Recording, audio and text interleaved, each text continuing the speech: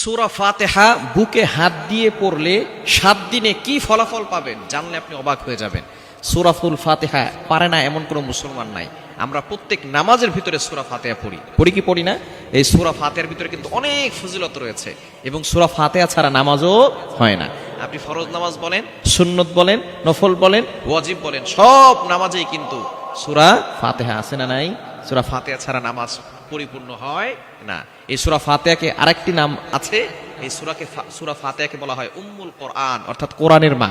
কোরআনুল কারীমের ভিতরে যত সারাংশ রয়েছে তার মূল সারাংশই হচ্ছে কথা আল্লাহ পাক রব্বুল আলামিন সূরা ফাতিহার ভিতরে ঢুকিয়ে দিয়েছেন। সূরা ফাতিহাকে আরেকটি নাম দেওয়া হয়েছে শিফা মিন কুল্লি দা, সকল রোগের ঔষধ।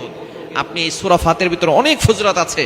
এই সূরা ফাতিহা প্রথম সূরা এবং আল্লাহ পাক রব্বুল আলামিন প্রথমেই বলে দিয়েছেন আলহামদুলিল্লাহি রাব্বিল আলামিন, all praise is due to Allah, সমস্ত প্রশংসা ওই আল্লাহর জন্য।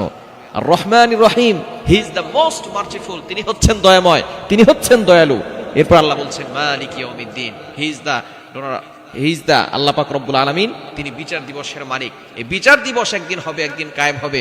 দুনিয়াতে আপনি যাই করেন না কেন একদিন কিন্তু হাসর হবে। ওই দিন কিন্তু আল্লাহ পাক রব্বুল আলামিন সকলকে পাকড়াও করবেন। এজন্য সূরা ফাতিহার ভিতরে আল্লাহ তাআলা সব কিছু দিয়ে দিয়েছেন।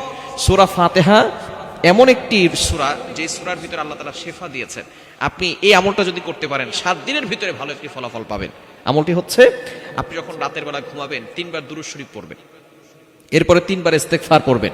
দুরুদের ভিতরে সর্বশ্রেষ্ঠ দুরুদ হচ্ছে দুরুদ ইব্রাহিম, যেটা আমরা নামাজের ভিতরে পড়ি।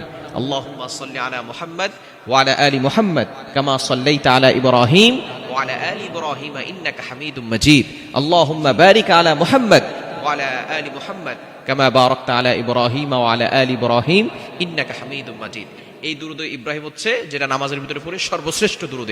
এটা 3 বার পড়বেন, এরপরে 3 বার ইস্তেগফার করবেন। আস্তাগফিরুল্লাহ রাব্বি মিন কুল্লি যামবি ওয়া আতুবু ইলাইহি লা হাওলা ওয়া লা কুওয়াতা ইল্লা বিল্লাহিল আলিয়্যিল আযীম পড়ে এরপরে বুকে হাত দিয়ে আউযু বিল্লাহি